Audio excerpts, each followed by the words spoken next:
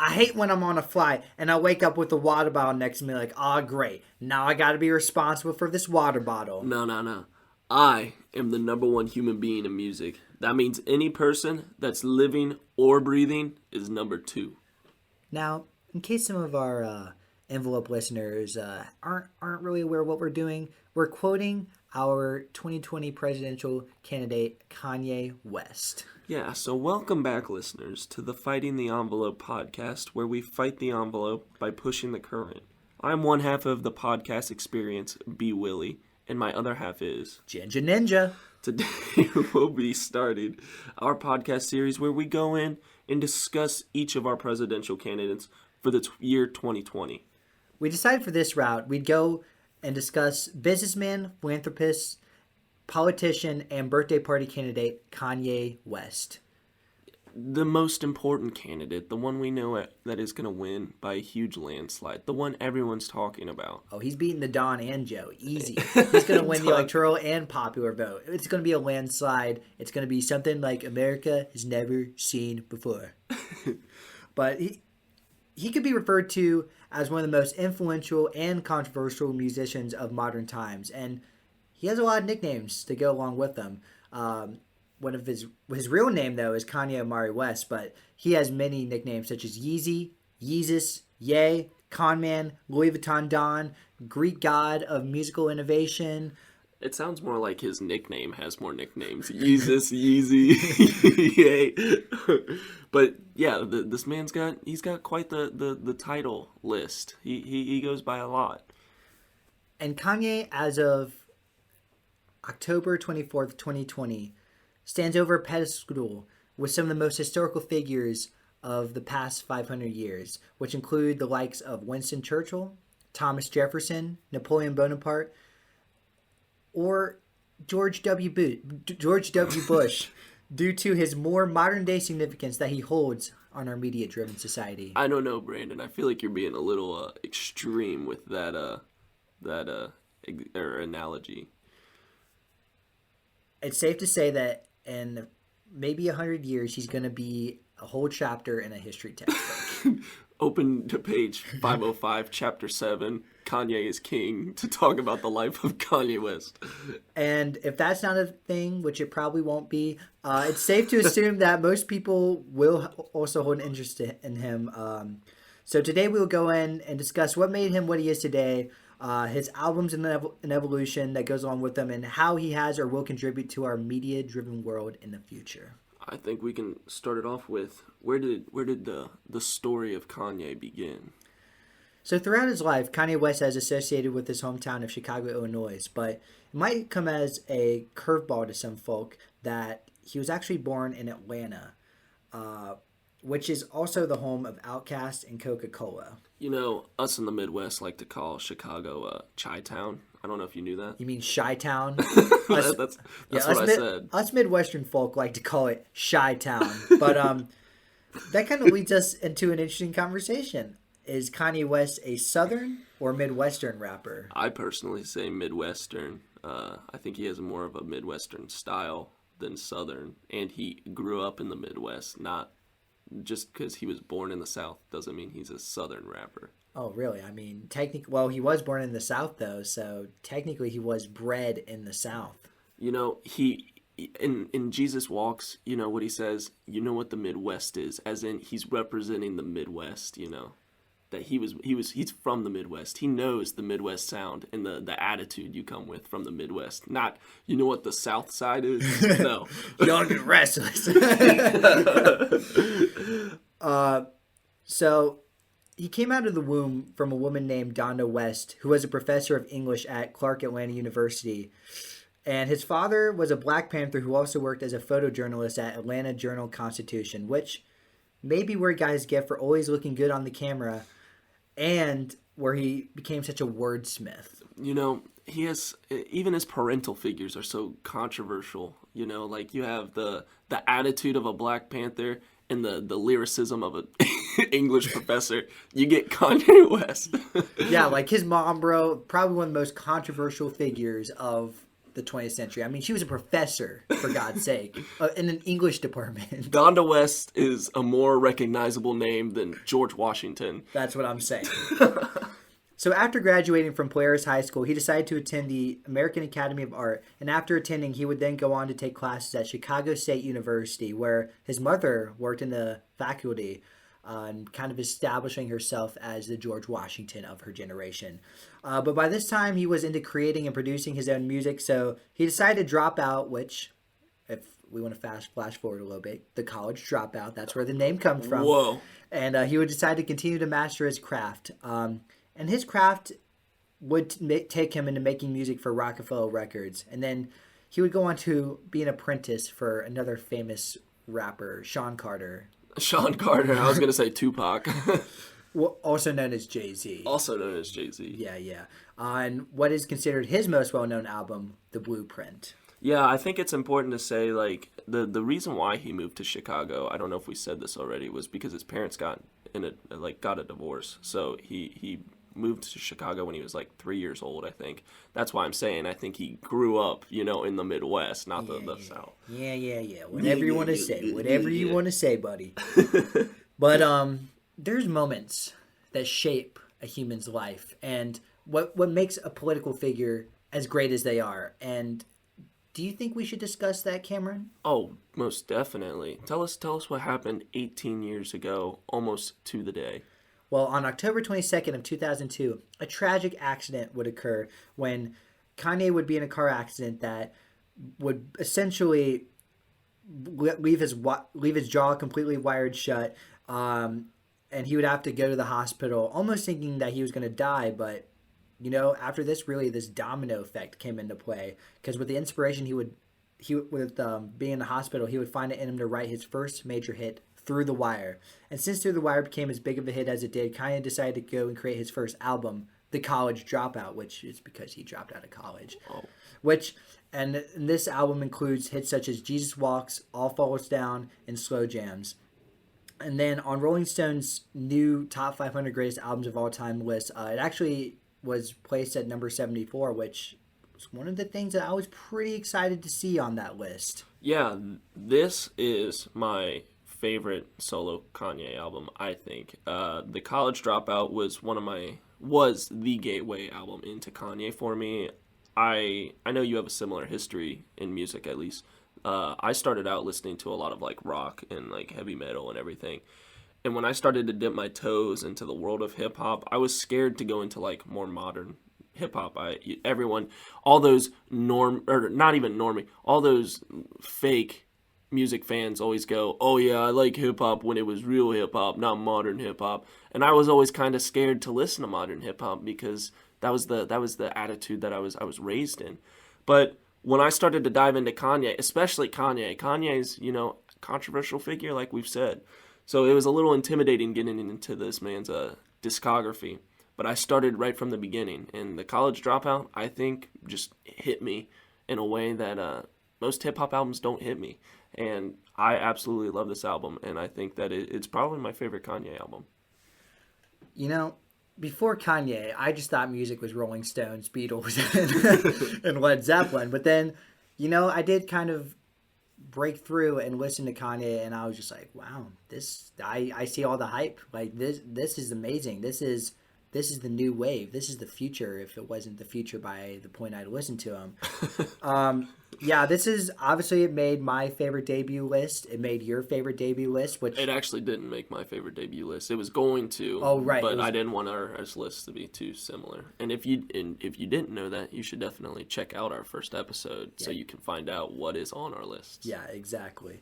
And it is one of the first albums, first hip hop albums that did hit me. It's not the first hip hop album that ever hit me, but it was one of the first that got the ball rolling. I was like, okay, this is going to be what I listen to in the future.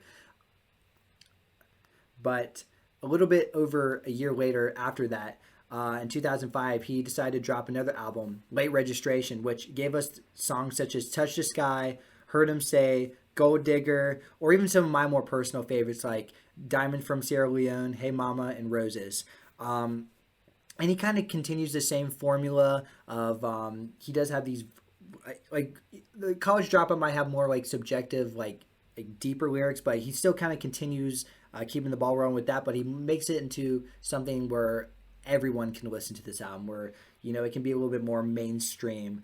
And there's a reason that it cranks 117th on the new Rolling Stone Top 500 list, and that is because of this reason. It just shows that okay, this guy's probably definitely here to stay for the future. Yeah, I think that it's important to note a lot of Kanye fans and critics say that his first two albums were at least in his, like top five best albums. There's no arguing that, but I think it's also, and I don't know how this will sit with everyone, but I think that Late Registration is kind of like a College Dropout Part 2. Like you said, I don't think that it dives into the subjects that were brought up in College Dropout quite the same as in Late Registration, but I think that Late Registration was a little bit more polished and for the mainstream audience. And I think that also comes from his jump to Def Jam Records, because he was with Rockefeller, and then he went to Def Jam. And I don't know if it's just, his maturity as an artist, which it was only a year after College Dropout. College Dropout came out in 2004, right? It was only a year after, I think. Yeah, it was very, probably within the year. Yeah. So he didn't have, a lot of time to mature, and I think that's why we see, such a similar style on it. But I think, again, it was just saying, this style is, the future, like you said. It was something that definitely caught the attention of everyone. And I think it's important to say that it lightning struck twice here, in the same spot, I do know. Yeah, as I said, this is a great album to listen to, but lightning strikes 3 times in a row. It does. It's scientifically proven. And so that's why in the year 2007, Kanye released yet another popular and one of his better albums with Graduation. And it has songs such as Stronger, Good Life, Homecoming, and my personal favorite, Flashing Lights. While this probably will not make most people's greatest albums of all times list or even their personal Kanye list, I just think there's a lot of bopability to it. And that's likely because it was probably meant to be even more mainstream than even his last one, which is probably definitely what he was going for, because he definitely was like, okay guys, I am here and this is what I'm going to make. And then he made it and it's like, wow, this is pretty good. And it's worth noting that this is 204th on Rolling Stone's new greatest albums of all time list. I think that if you were going to group the first 3 albums as a trio, I think that this is definitely the weakest of his first 3 albums. I like how the subjects talked about in College Dropout were kind of it was. I'm sure he wasn't the first to really talk about African American or lower income families struggle into the universities or whatever. He was just his own personal experience. But I think that he did it in such a way with his first album. It was really just catching or to the ear. It really caught my attention because I had never really heard that topic really discussed in an album, and I think he did a really good job. And then Late Registration, I think he kind of played off of that, didn't go quite as deep. But Graduation, I think, like you said, it just wasn't nearly as deep as the first 2. And I think that's kind of what turns me off. I know that Flashing Lights is a pretty deep song to you, but it just didn't hit with me. It's not really a deep song. It's just a very boppable song. It's a very colorful. It creates a mood. Where it holds a personal significance in my life is I remember going to one of my now favorite cities in the United States, Miami, Florida, and I played this song as soon as I drove into the city, and it created this beautiful mood. It was the perfect song to atmosphere ratio, if I've ever heard one. But I do kind of agree with Cameron. I would say, and while most people probably wouldn't, this is kind of the trio. His first 3 albums could definitely look as almost even to film, the Color Trilogy or the Lord of the Rings or the Before Trilogy. It all 3 are very masterful, and you can decide or pick which one is your favorite. But this is where the trilogy ends, because in the year 2007, Kanye decided to release yet another popular album with 808s and Heartbreaks, which released even more popular songs such as Love Lockdown, Heartless, Amazing, and Paranoid. And it was ranked 244th on the new Rolling Stones top 500 greatest albums of all time list. And this album, what it does is it brings back the past while opening a light to the future. With its use of 808, with the 808 machine and auto tune, and putting deeper lyrics along with this technical way of creating music, it really creates a mood that puts this album much higher than some of the other albums. I personally disagree. I think that this album was really ruined for me because of when this album came out, I was what year did this come out in? 2008? Was it 2008? Yeah, I think it was 2008. Just a young old ginger back in the day, and this album, I swear, Heartless was every other song on the radio, and so I mean, Amazing was overplayed on the radio too, I think, and just those two songs alone really like made me have like this subconscious just hate towards this album. I can also say, like, I think the auto-tune that he uses on this album, while I think he uses it better than like the Black Eyed Peas by like miles, like it was way better, I still think it's distracting from his music, in my personal opinion. But I also think that this is really the album that started to show that he was willing to change up his style and experiment. You know, he was very, you know, he messed around a lot, and I think this was really his first album where he went and switched up his style and started to really experiment. Yeah, I as someone who thoroughly loves Kanye West, can definitely always see a progression in each one of his albums and how it would contribute to even like mainstream music or even just what's popular at the time. And he seems to be one of those, maybe not the trendsetter, but and I think maybe with this one he probably was the trendsetter, but you know, he's simply amazing. So amazing. Oh gosh. But I will kind of go back to what he was playing on while how some of the songs on this album were definitely overplayed on the radio. I will kind of agree. Heartless at one point was like the shut up and dance, where I was just like, please, I never want to hear the song again. And now I want to hear it all the time. But you're crazy.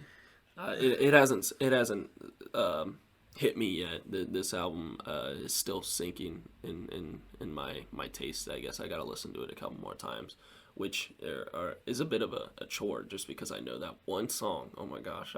I guess I should make the point. I don't hate this album. I just hate that song. Like, this album's not a bad album. It's just one that I try to skip just because I don't like that song.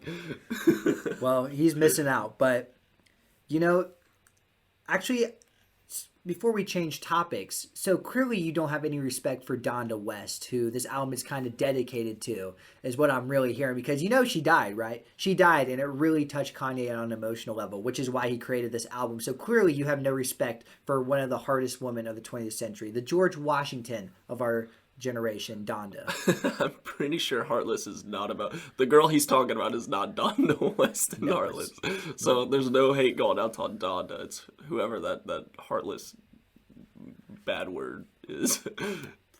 You know what? He was just trying to fill that hole that his mother left when she died. It's psychology, bro. No, it makes sense. Like I said, I don't hate this album. I just hate that song.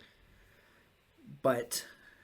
You say a vocab word that I just want to kind of explain. Hate. It kind of goes on to what would come right after this. So kind of right after this album is made, he has one of his first major controversies. And I mean, like, he was a little controversial, but he decided to really, like, he shot the envelope. Like, he got a gun and shot the envelope in the air. So it was at, I believe, the 2009 VMA Awards, where Taylor Swift won the Best Video Award for, or what was the song? You Belong With Me. You Belong With Me. And that was an awful pick. There's no denying that. But Kanye West decides he's just going to strut out of nowhere. Like, you watch the video. I don't know where this dude was. He comes out of nowhere. He's like, everyone, I want to say that Beyonce had one of the greatest music videos of all time. And everyone's like, even though it is kind of true. I mean, all the single ladies music It's videos. one of the most iconic music videos, of all time, I think. Yeah, I don't look back. At and least I'm of like, our generation, of the 2000s, that's one of the most. yeah, I don't really look back and I'm like, wow, that Taylor Swift "You Belong with Me" music video really hits hard. But this initiated a lot of controversy among the media and the public. They're like, man, this Kanye, he's kind of a jerk.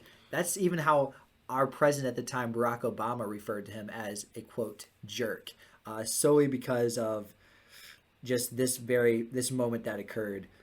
We come out of the 90s with some real like gangster beefs, the most iconic beef of all time, Tupac versus Biggie. And you had some like big beefs in the early 2000s, like with Eminem and like 50 Cent or like and all that.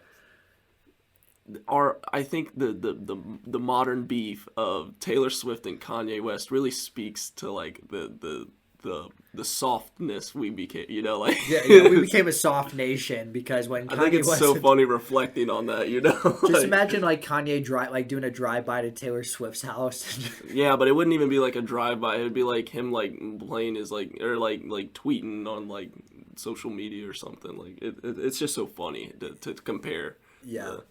Do you want to know? You know your age, right? I know my age, yeah. You know my age, and so this was 2009. I was 9. Yeah, I was 10. And we're 20. I'm 20. I'm 21. And if you watch this video, she's like, "Oh man, I cannot believe a country music singer like me got Best Video Music Award." And it's just like, wow. It's so funny because like we're older than she was when she won that. Yeah. What have we done with our lives? Yeah, made a podcast. Yeah, made a podcast. We're definitely not out making some of the greatest records of 2020, such as Folklore, or even some of the best pop records of all time, such as 1989 or Red. Or some of the best country albums of all time. Like Taylor Swift. Self-titled. No, I kind of do wish she would have stuck in that direction, but that's just my personal opinion. But in response to all the negative publicity he would receive with just his persona, like it's very cocky and arrogant, he decided to go out and release one of his most critically albums to date, My Beautiful Dark Twisted Fantasy, which, I do say that like College Dropout and Late Registration could be considered his best albums. I don't know. Once I really sit down and think about it, I'm going to say My Beautiful Dark Twisted Fantasy definitely better than Late Registration. I don't know about College Dropout. It officially cements his legacy of this artist he was trying to be and will likely be remembered up to as we colonize Mars. It shaped what the 2000 rap and hip hop scene would be and began to officially transfer our generation from listening to indie rock indie rock being the quote cool music and hip hop emerging with powerful lyrics and masterful electronic instrumentals. If it isn't remembered for that aspect, then it will be remembered for the collaborations that come together from this album, which include, but are not limited to, Kid Cudi, Raekwon, Jay-Z, Nicki Minaj, Pusha T, Bon Iver, John Legend, and just so many that you're going to lose your breath. And the amount of songs you can point out to that are true bops are endless. Like you have Dark Fantasy, The Killer Introduction, Gorgeous, Power, All of the Lights, Monster, Devil in a New Dress, Runaway, Hell of a Life. Honestly, there really isn't a bad track on this album. So, needless to say, I am happy with this position, or I was happy with the position that it was at 17 on the greatest albums of all time list. And it's a 10 out of 10 if I ever heard one. And I think this is the album I first listened to when I was just like, okay, I want to break into what hip hop really is. Cause like, I think at that time I was just trying to like be more culturally aware. Like I want to listen to every one of the greatest albums of all time lists. And I didn't think, I was like, Kanye West 2010, My Beautiful Dark Twisted Fantasy ? This cannot be that good. And I listened to it and I was like, wow, that was something. That was something. I think anyone listening can easily say that you are way more passionate about this album. So I think it's easy to say that this album's more of your favorite just because you did not rant like that about College Dropout. So I agree. This album isn't Yeah, it isn't as impactful on me, but it's definitely, no question, a 10 out of 10. One of the best hip hop albums of all time. It would definitely be up there for my favorite Kanye albums. My top three pick is a little bit more controversial than yours, though. So I'll save that for when we get to it. No, go ahead and say it. Okay, I in my top three, in no specific order. My top three in no specific order is College Dropout. This album, of course, and The Life of Pablo. And you can fight me, but I genuinely like those three albums as my favorite. So I'm not saying we're sponsored by Yeti cups or anything. I wish we were. That would be absolutely amazing. But we're gonna take a little break while I go and just beat Cameron over the head with my Yeti cup. I'll be right back. All right, listeners. So this podcast actually just went from a duo to a uno because Cameron over there, he's got blood spewing through his head. He probably should have said Life of Pablo was one of the better Kanye albums, but it's fine. Because we're going to talk about his next album where Kanye would collaborate with rapper Sean Carter again, in case you didn't pick up on who that was last time, it's Jay-Z, and create Watch the Throne. I would probably say it's definitely my least favorite of Yeezy's, or Yeezy's, Ye, whatever you want to call him's work. Even though Otis and No Church in the Wild bop hard. Isn't that right, Dead Cameron? Yeah. I think this is one of the everybody will always agree that College Dropout, Late Registration, and My Beautiful Dark Twisted Fantasy, those are universally liked. This album, I think, is universally disliked. I don't think I've heard a good, someone put this as one of their favorite Kanye albums.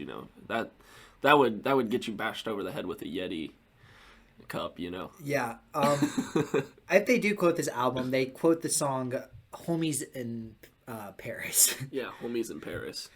Yeah, it would be like saying that Yellow Submarine is your favorite Beatles album. It's just a bunch of malarkey. It kind of just felt like he was trying too hard on this album, if that makes any sense. It was like a step back. Like, you just have this great album, one of the greatest of all time, and then you get a little bit too mainstream. That's what I was it felt kind of like he was getting a little too full of himself in this album, and he was trying too hard with this one. Yeah, because I feel like he really put himself out there with My Beautiful Dark Twisted Fantasy, but with this one, it was kind of like, oh, I'm back in number one. Let me, I can do what I want. It's bring back number one. Watch the throne because I'm sitting on it. Yeah.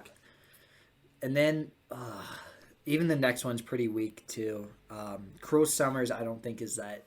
I know it's not technically one where you're like, oh, that's definitively a Kanye album because it's a good music album, but that he's a part of it and he plays a role, and it's not one I really want to listen to. Ever. I don't think I've ever heard that album before. I'm gonna be honest. It's fine. It's like To Watch the Throne and Cruel Summers are out of all of Kanye's projects he worked on. Even though he wasn't the main person in this, he was a part of a group that did work on it. What group is that? Good good music. I didn't know that. Yeah, it's basically a record label that has just a bunch of people that kind of contributed to it. And do you want me to read you off the list of what? Of the songs? The people. So basically, Good Music is a record label. Yeah. So you have Kanye, Big Sean, Pusha T, or See Hi the Prince, Tiana Taylor, Q-Tip, 070 Shake, Francis and the Lights, Valet, Kids See Ghosts, which is a group you like. Oh yeah, you really like. And Sheck West. Yeah. I'm sorry. Was that a message from Kanye? That was a message from Kanye. Whoops. My apologies, audience. Yeah. No, I've never heard of that before. That's fine. You're not missing out. Okay. Really, you're clearly, yeah. Well, you look up the. Okay, so let's bring back Kids See Ghosts for a second. You pull up Kanye's discography. They're cited as part of his discography, but I've never heard. What was it called? Cruel Summers. I've never heard Cruel Summers part of his discography. Audience, I love Kanye West. I do. Cameron knows I praise him very heavily. Yeah, this dude that you said that he's probably your favorite musical artist. Probably is my favorite musical artist, if not in my top 5. And I'm going to be honest with you, just skip it. Just if you ever find Cruel Summers, even on a CD or even on someone's phone, if it's on your phone, get their phone and throw it over a bridge. Just bash it with a Yeti cup. Bash it with a Yeti cup. But it's fine because after these, two, he releases Yeezus. I think, and while it is starting to grow on some people, it didn't grow on people at first, which I think is another album that you cannot hate. It's his continuation of pushing the envelope and being avant-garde. It mixes 1,000,003 genres together, but it's still perfectly able to give off a very minimalist sound. And Black Skinhead and Bound to, just 2 of the best songs on his discography. And this is one that you either love to death or hate with a passion. But for me, I want to hug it every year at the family reunion. So that's why I'm not going to hate on it. Cameron might hate on it. I don't really know. We've never really talked about it. And the last thing I will say is it was ranked 269th on Rolling Stone's new list. If that doesn't show how influential it is in our modern times. Almost 300. I wouldn't say that's influential. No, I'm just kidding. I haven't listened to this album in, I think, like half a year, so I'm not too familiar. Like, I'm not. I can't remember exactly how I felt, but I don't think that I liked it as much as I did the second time. Like you said, this album's kind of like starting to sink in with people, and I think it's starting to sink in on me. I don't praise it as much as you yet, but I don't think it's a bad album. I think a lot of the hardcore fans always debate over this album, whether it's one of his best or not. I see a lot of like that on like my Twitter feed and stuff, and I always kind of was wondering why this, because before I had even listened to it, I was seeing its name pop up and everything, and I always wondered why it had such a divide in like Kanye fans, but it's kind of easy to see now. I think it is a little bit different, but it's also like Kanye. It's like classic Kanye. But I think you could probably pair it with like 808s and Heartbreak in the way it's like it's very different from like everything else they release, and it's just equally as good. I know there's a meme out there that Kanye could even release like a blank album, like no songs on it, and people be like, okay, I understand what he was doing, but I think it continues on that process that like, okay, I know what he's doing. I see what he's doing there. Yeah. I think this is one of those obnoxious albums that like, oh, if you're not a true Kanye fan, you don't appreciate this album or something like that. I think that's what I've gotten from listening to other people talk about it. Which is definitely true. Yeah. But I agree. I think that's where this meme started to come out, where it was like, oh, if you don't like it, you don't understand where he's coming from. But no, I don't think it's a bad album, but it's not like my top. It might touch the top. It might be number 5 on my top 5 Kanye albums, I think. Yeah. Maybe. I'd have to sit there and think about it. Yeah. Actually, I lied to you. Sometimes I'm a big fat liar. It happens. I did forget to praise another song that just popped in my head. Blood on the Leaves is another very good song, and it uses Nina Simone's Strange Fruits, and I love Nina Simone. That's one of my favorite female artists of all time. And the last thing I will say is, while it may not be my favorite Kanye album, this album does progress into the artist that he's trying to become and what music like is in our new age. And it left a crater the size of Arizona in the music industry when it was released. Wouldn't you say so, Cameron? No. No.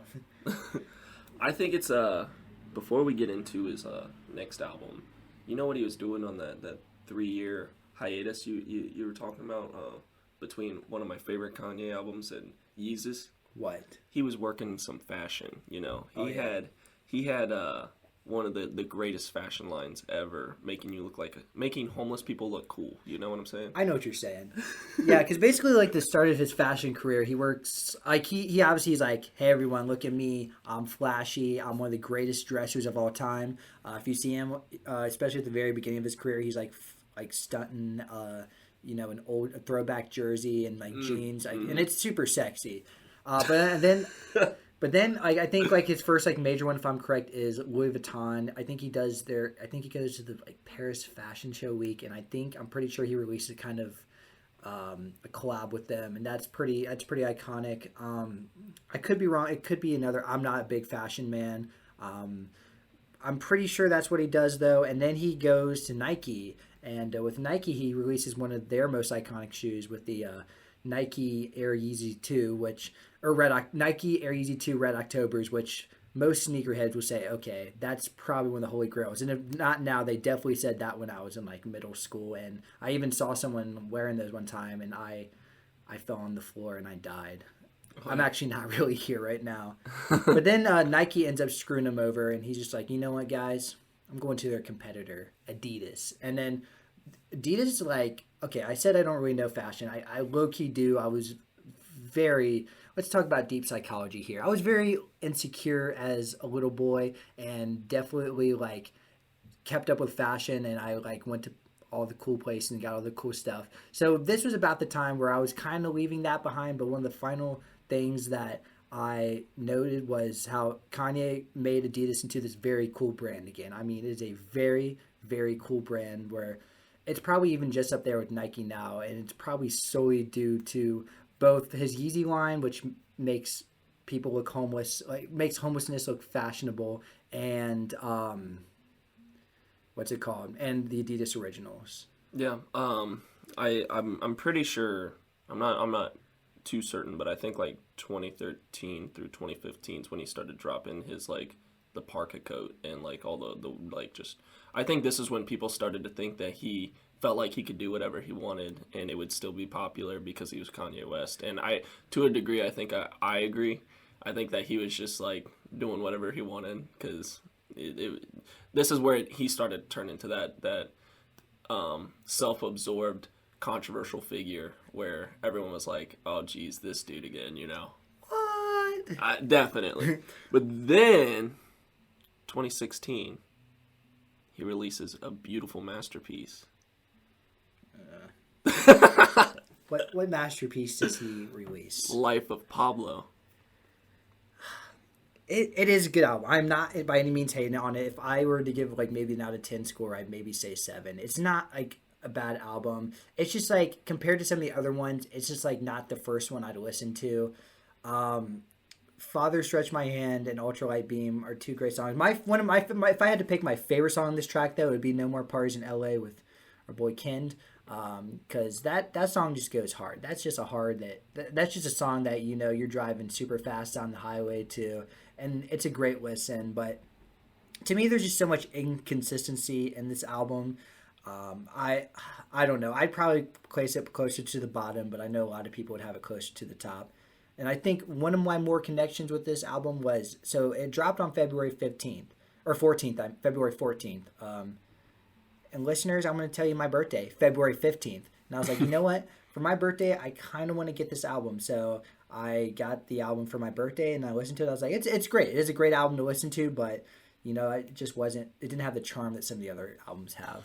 I think that this is my own interpretation of the album. I think that it really depicts his bipolar a little bit. Like, it is all over the place, like you said. I think that Ultralight Beam, if Jesus is King was more like that, I think that album would have actually been like really good. Like I'm not much of like a gospel listener or like, you know, like a soulful music enthusiast, but that really I think was a really one of my favorite opening tracks. I just always get like, oh yeah, hallelujah, like the little kid screaming hallelujah. I'm like, oh yes, praise the Lord. But then you have the songs where I Love Kanye or Kanye Is or whatever it was called, and where he's just like super like praising himself, and it's just like it's so funny because I find him so self-aware but so self-oblivious at the same time. Like he doesn't see what he's doing, but at the same time he knows what he's doing, you know? Like and that's what I really think comes out of this album. I think you really get a taste of like him putting stuff out there and he's saying something because he knows he's this way, but at the same time he's saying stuff because he's oblivious in his ways, and I think this album does a really good job depicting that. it's an album that goes into the inner works of his mind. Yeah, it really does. Really, I know. really. Like, you laugh, but I think it really does. No. I genuinely enjoy this album. I do too, but I think you probably praise it more than I do. But yeah, this definitely kind of shows what we've been expecting since 2016. If we haven't been expecting it for 20 or 18 years, then we've definitely been expecting it since 2016. And some of his more crazy, sporadic moments that he has had in his life. Yeah, I think when we were talking about it, his early discography is very tight knit. It's similar, not the same, but it's similar. And then you see him starting to take like these bigger and bigger strides into different works. And I think that between the drop of Yeezus to now, you really see he's just all over the place now. Yeah. Before Ye, when did he make? He had another very controversial moment that was not very well liked by the public, where he said slavery was not a choice on TMZ. Actually, I think he went on TMZ and said that because he was doing an interview, and it was I don't know if that was before or after his next album. Well, 2016 is also when he was endorsing Trump too, wasn't it? I mean, I don't think it was that far back. I think that's like 2018. Oh, really? Again, this is all. The timeline is just so messed up because he's just had so many moments where it's like we can't even keep track anymore, bro. Like the dude is all over the place, but mad respect to him. He's a genius, just maybe not always a genius. Yeah. I don't think I told you this yet, but I wanted to do a quick shout out to one of my friends, Mason. Okay, we can continue. Mason, my dude. Mason. All right, there we go. All right, Mason. Well, to keep this podcast going on longer, we got to talk about we had to talk about his next album, which would be Ye, which was a major shock to a lot of people because it was literally just like an album cover, and then they had like stuff, but like it looks like it was written on like a Snapchat screen. What did it say? I hate being bipolar, but it's awesome. Oh, yeah. And it's just like very obscure. And you just like, wow, what is this? And then you look at how many songs are on the album, and everyone was like, what? This album is so short. But then you listen to the album, and you're just like, okay, I really kind of dig how short it is. And because like, I think our generation definitely, our attention spans are just minimal. Yeah. We just do not care anymore. We cannot sit down and listen or watch something for an hour. I maybe can, but I fit into the mold of this generation. I'm just filthy millennial. No, You're not a millennial. We're not millennials. But it's definitely it's great because like the bopability that is, and I think it's only like 27, 28 minutes. It's very good. I wouldn't say it's one of my favorite albums, but I think I have mass respect for it, and I think kind of like 808s and Yeezus, I think it's going to grow on people as time goes on if it hasn't grown on you yet. It hasn't grown on me yet because I was a little bit more occupied with a different album that came out in 2018. And what would that album be? My number one pick for debut albums, Kids See Ghost, of course, with Kanye and Kid Cudi. I think that that was a little bit more honed in. I don't know which one he was given more attention to, because like Ye, how long did it take him to produce that one? I don't really I really don't remember. I don't think it took him long because I think it only took him like a few weeks because everyone was like, oh, he's going out to the middle of nowhere, Wyoming, and he's going to create this obscure album and everybody watch. And then I think Dave Chappelle went out there and like a bunch of his friends, and then he dropped the album in Wyoming. Did he? Yeah, I think he had a listening party in Wyoming. Yeah, because he had like a bunch of celebrities come and just like listen to this album, and then everyone went boom, dropped it. Yeah. I like I said, I was not paying attention to this album. I haven't listened to it in a while. I should have listened to it preparing for this episode. But I'm not too educated on it. I was more focused on Kids See Ghost, which is if you could call it a Kanye album, it's my favorite Kanye album. But it's not a Kanye album. It's a Kids See Ghost album. So, yeah. And we might have the disagreement where you're like, it doesn't count because, it's a duo album and not. Well, if you look at Outkast, okay, I'm not calling Kids See Ghost the next Outkast or anything, but Andre 3000 and Big Boy did separate solo things, and they came together as Outkast, but they were still. Andre 3000 is one of the greatest rappers of all time. Not, and that's him by himself. I think that you could make the argument for Kids See Ghosts. I'm definitely making. I'll make the argument. Yeah, you transform my ways. Before I was like, this does not count, but now it's like, okay, this definitely counts. I think if I actually had to pick, Kids See Ghosts, we talked about even in our videos, which if you haven't listened to, definitely check it out. Yeah, definitely check it out. Follow, like, and subscribe. But I think I would much rather listen to Kids See Ghosts than Ye, but I still have mass respect for Ye. Yeah. I'm not gonna bash on it. I'm not gonna praise it. I'll just have to re-listen to it and get back to you on that. But then 2019. 2019, what a year! What a year! Well, little did we know 2019 would be the last 20 year, or the last great 20 year. However, what was not so great about it was his releases of Jesus is King and Jesus is Born, which it's like it's new reversive sound where he goes into more like a soul gospel feel. I think where Cammy Bear and I agree is that if these two albums did sound like Ultralight Beam, then it may have been a more grand experience. Granted, this album does it uses samples very well, but I'm gonna also put this more on the bottom of his albums list. I think even for me, this album kind of strays away from the meme where it's just like, okay, I see what he's doing, because like I get it. It's more supposed to be religious filled. He's like found this thing larger than himself because he clearly like sort of needed to, but it's just like not what I ideally want to listen to. Follow God and Close on Sundays are bops though. I think actually I was with you the first time I listened to Jesus King, right? Yeah, because we just got back from a camping trip from Brown County State Park in Indiana. Beautiful place, by the way. And we were listening to it on the way home, and we're like, wow, this is something. You could say that, pardon my French here, but the camping trip was the camping trip from hell, and we were just down in the dumps. We just needed an uplifting, spiritual, divine hand to reach us out. And then we listened to this album. We were like, oh yeah, that album came out. We were on our way back, and I just remember, oh my gosh, I want to get Chick-fil-A now. Like I feel so much better, you know. Like it was just. It was there for us. You know? Oh yeah! By the way, it was a Sunday. I think it was a Sunday too. I think it was a Sunday. It was a Sunday. We're like, yeah, we really want Chick-fil-A. Oh wait a minute! Of course, Chick-fil-A is always closed on Sunday. It's just a Kanye moment, a personal Kanye moment that I'm always gonna remember. You know, I'm always gonna remember it. I will say he definitely. Like the new way that he introduces gospel is more like a way that you imagine like a 1960s preacher like Billy Graham would like kind of preach, and he just puts it into a more modern context. I don't know. Again, it's not my favorite, but hopefully he was supposed to release an album like middle of this year, but he didn't. So now the last things we have is Jesus is King and Jesus is Born, which is from his Sunday service, which would be cool. If I had got to see it in person, I would definitely I would be like a Beatles fan. I'd be like, ah! But as it is now, no.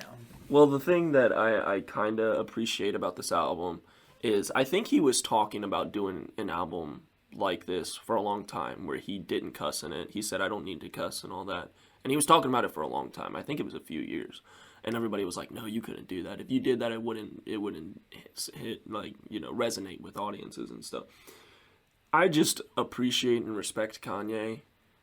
You can talk about his motives or whatever, but I really think that he's one of like the best at not listening to what people say. Like he does, and he puts that into his music and he interprets it how he does, but he does not let someone saying that he shouldn't do that really stop him. You know, more than other artists have, you know, like artists that really changed up their style, like the Beastie Boys, not to bring them up, but you know, everybody was telling the Beastie Boys, don't drop Def Jams, don't switch your style like that, and they didn't, and they did it in a really good way.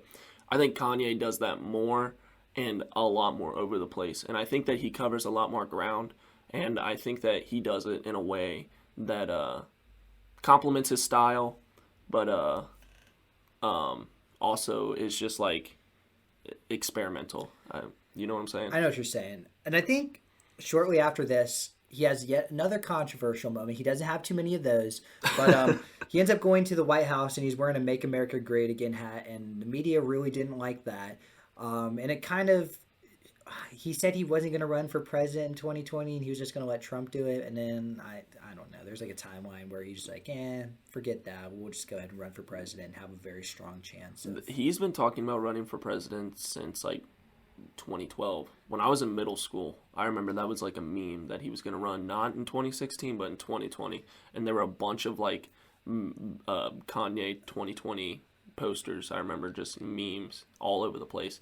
And say what you want about Kanye, but like I said, this is what I respect about the dude. He says, like, if he says something, he does it. Like, you know, like. Also, we've made jokes about like maybe not considering him as a real candidate, but like his write-in numbers are going to be like insane for like his stature. Like you think it'd be like this big joke, but like I bet his write-in numbers are literally going to be insane. I think they're going to be better than everyone thinks he's going to do. I think that, you know, like, yeah, he's just he's a colorful personality, and it's hard to take him serious at times. But when you do take him serious, you really can take him. Like I think so. Yeah.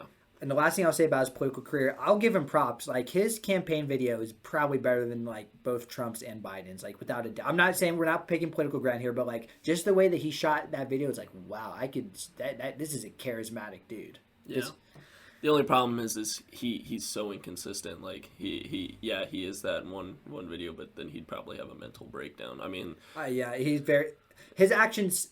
If we look at let's look at his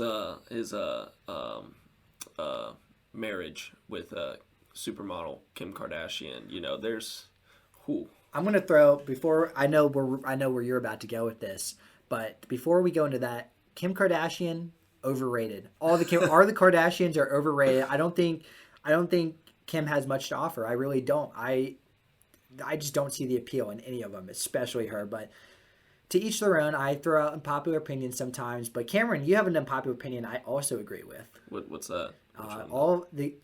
Just the amount of goofiness that comes from his kids' names. Oh yeah. So stupid. It's Northwest, Psalm West. What's the other one? There, Spirit West, I think's one, and then I always forget the last one.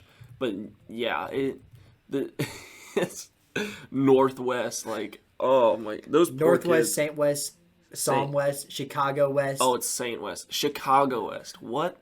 Atlanta West is probably next because he was born there. Southwest is going to be the last one. And then the last one he's going to give props to Cincinnati. It's going to be Cincinnati West. It's going to be West. West.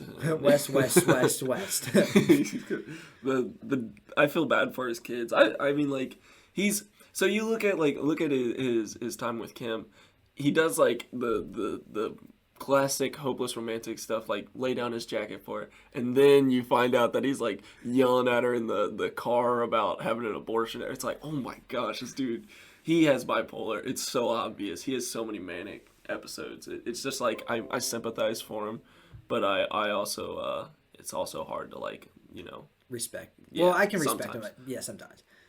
But I think with all that said, as we move into 2020 and beyond, Kanye West will continue to have this profound impact on not only the rapidly changing music world, but he will also continue to have a lasting impact on both entertainment and the media.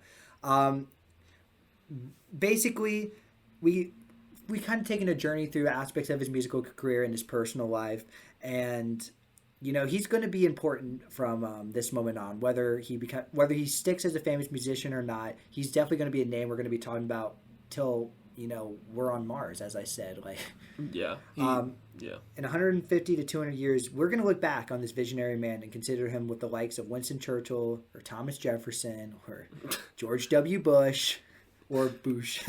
Bush.